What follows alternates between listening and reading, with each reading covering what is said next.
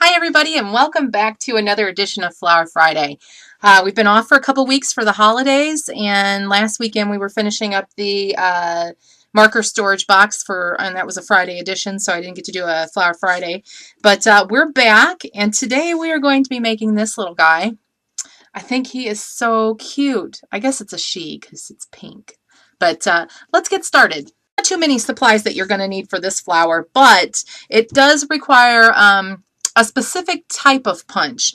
Now, this type of punch, which is a small ornament, is made by several different companies. It's not just, this is a Martha Stewart one, and I picked it up from Joann's, so if you have a Joann's by you, they might have this still. It was one of the holiday punches, and right now they're 70% off. I got this for $4.95. So if you have a Joann's by you, there's a good chance that maybe they might have some of these left. And this is one of the ones that has the stamps in it as well, but I'm not going to use it for an ornament. I think that this was a perfect size for a smallish flower. It comes out to be about this size, which is about 2.5 inches wide, so it's a good size.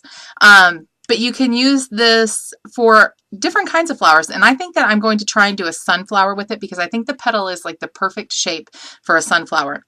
Now, I know that Stampin' Up! Also has a punch that is similarly shaped, and you can use that as well if you have it, and it's their ornament punch. It is quite a bit bigger, I do believe, but it'll still work. You'll just get a larger flower. Or you'll have to use less petals. Because with this punch here, I ended up using 18 punch outs. So there is quite a few petals that you'll need to punch out with this. But this punch cuts like butter. Seriously, it's one of the easiest punches to punch. I love Martha Stewart punches. I mean, they're top quality, and I never have any issues with these. Sometimes with the, let's say, EK Success punches, they're not so nice to me. They don't punch out very nice, and I'm actually having an issue with this Marvy scallop punch. It won't punch all the way through, so I've got to figure out what's wrong with that, and I might be able to fix it, but if not, then I guess I'll have to buy a new scallop circle punch. But anyway, so this is the punch we're going to use. It is the Ornament Punch by Martha Stewart. You're going to need some type of paper, and I just used, I had this Tray Chic Die Cuts with a View cardstock matte stack sitting out, and I thought, you know what, I'm going to use one of these pearlized papers. So I picked this dark pink pearlized paper, and the one that I made for a sample is made out of just plain basil cardstock, and then I glimmer misted it with my clear glimmer, and I put one of the rhinestone blings in the center that comes on a sheet like this, and I thought that looked really cute in there. I'm not sure if this is the center I'll use for my flower that I'm making right now, but we'll see. All right, so let's go ahead and get started. First things first, you need to have a small piece for your background. Okay, I am going to be using for my backing an 1 7/16 circle. It's a paper studio punch. It's just a plain circle. Okay, so let's go ahead and get started. So we're going to use that. You're going to need hot glue. You can use other glue for this. It doesn't matter. I just like to use something that sets up quickly. But feel free to use quick dry or anything like that. It'll work perfectly for this project. Okay, so we're going to need to make our petals look like they're shaped. So how are we going to do that? Well, we're going to take a stylus. If you have some type of embossing tool, this is the McGill, out of the McGill flower set that I have, and it just comes with 3 different styluses with 2 different ends on it, and then it has the straight tweezers in it, and I really like this. Whenever I'm making flowers, I almost always use this. So just keep that in mind. And I know that they sell these at Hobby Lobby now. I'm not for sure what the price is, but I know they have them there. So you can always use a 40% off coupon on it. Okay, so I'm using the medium end, and all I'm going to do is I'm just really rubbing my flower, and see how it lifts up like that? You can see if I put it in my hand how it gives it dimension. That's what you want, and I'm just, rubbing it. And if you rip it, that's okay, because you're going to fold this petal anyway a little bit. But this is a thinner paper than what I was working with yesterday when I made the flower, so I did rip a couple of them. But anyway, so you just get that nice little cup shape, and that's what you want. And I've done almost all of the petals. I only left 3 to show you. So let's go ahead and we'll use our tweezers now. Now you can shape these with your fingers, but it is a little bit harder. You could just push them like this if you wanted just a pointy shape. But what I'm going to do is I'm going to grab them with the end of my tweezers and I'm going to twist just like that. Okay, and it just kind of gives my flower a little bit more shape. Here's what it looks like after it's set and unwound, just for a few seconds. These are small petals, so I know it's hard to see. But you're just going to grab the edge of your flower, the point part, and you're just going to spin your tweezers just like that. Okay? So you grab your point of your flower and spin. Okay, so now I have all of my petals done. So we're going to go ahead and start laying these down.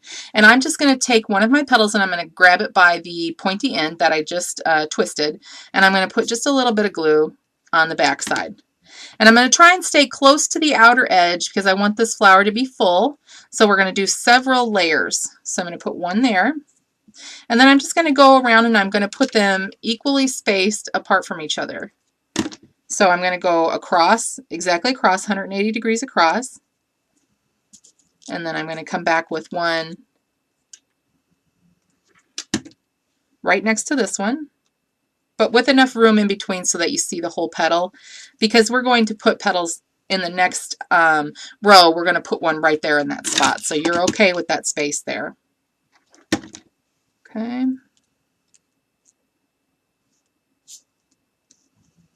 And then we just keep going around.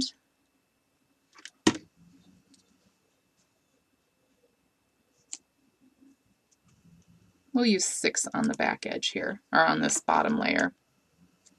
My dog is crying downstairs. That usually means somebody's here. Okay, now we're going to go ahead and we're going to start one of the inner circles. And we're just going to place our petal right in between the one that we just laid, the two that we just laid down. Okay?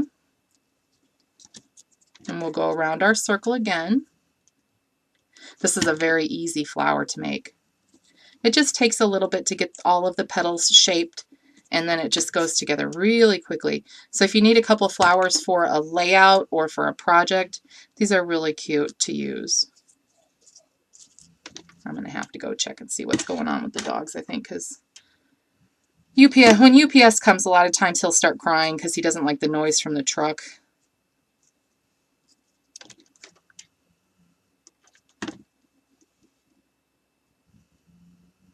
Okay, we'll just keep, I got glue string hanging off me here. We just keep going around.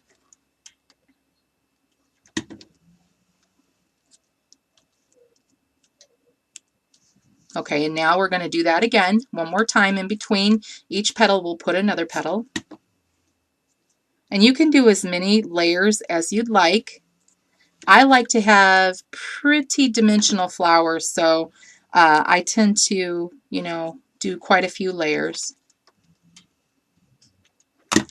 I used 18 petals on the first flower that I did, and you could use more, and I think on this one I will use a few more than 18.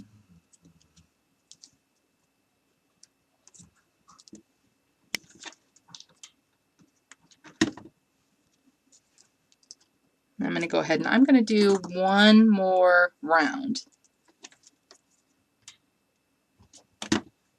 And again, you could stop right there. You wouldn't have to go any further. Just put a center in and be done. But I'm going to go just one more. Just because I want that little bit of extra bit of dimension. You just push it down with your finger. Or if you want to use your tweezers to push it down, then you can do that too. I've got one more petal to stick in here, and then we'll call this one finished, and we'll find a nice center for it. Okay, so this is what we look like right now. This is what we're finished with when we're done with the petals. Okay, so now what I'm going to do is we're going to put a flower center in here, and I think that I want to use, I've got some vintage buttons and some vintage jewelry here that one of my friends sent me, so I'm going to look in here, see what we have. I think I want to use this one. Let's see, what do you think? I think that one's really pretty. I think I am going to use that one. Let me cut the shank off. And then we'll glue that guy in there. And when you're cutting the shanks off your buttons, make sure you're pointing away from you, because this shank could pop off of there and hit you right in the eye. Trust me, I know, because it has happened. Had it happen before. Sometimes they don't even like to come off there at all. It just depends on, if you're cutting metal shanks off, a lot of times they will fly off. But if the plastic ones, sometimes they don't normally fly off. And I just want to kind of push them down a little bit. Okay, and then I'm going to hot glue this guy right in the center. Now my centers, you guys know, I usually put quite a bit of glue on them. I don't want them to come apart, because that's the best part of the flower. For me anyway, I really enjoy a nice pretty center. Okay, so that's what we look like now. Isn't that a beautiful flower? I can totally see these on projects and layouts, cards, and you don't have to make them this dimensional. You don't even have to do the shaping on the petals if you don't want to. It'll make a gorgeous flower even if you do it flat. All right, everybody. Thanks for visiting with me today for Flower Friday. Oh, I have a couple other things I want to talk to you guys about. First, Blitsy is back. You know, they had that second chance sale for about 2 weeks over the holidays. Well, they have a ton of new stuff today. Tattered Angels, Glimmer Glam, and Glimmer Glaze. They have Teresa Collins stamps, Seven Gypsies stamps, Jenny Bolin stamps, Making Memories like Score It and Paper Cutter, and color box inks and re-inkers. And I bought some of the re-inkers because I thought, you know what, I'm going to get these because you know how Saw Crafters dyes some of her fabric with re-inkers when she's making fabric flowers. I bought some of the re-inkers because they were only $1.99, and I'm going to do that with some fabric flowers, I think. So check it out. I'll leave my link below. That's my referral link, and you guys know the drill with the referrals. You know, you guys sign up under me and make your first purchase, I get $10 worth of credit, and then you also get a link to refer your friends and your family or whoever else buys craft supplies that you know of, and then you get to take advantage of that same offer. All right, everybody, you guys have a wonderful weekend if I don't see you again. Bye-bye.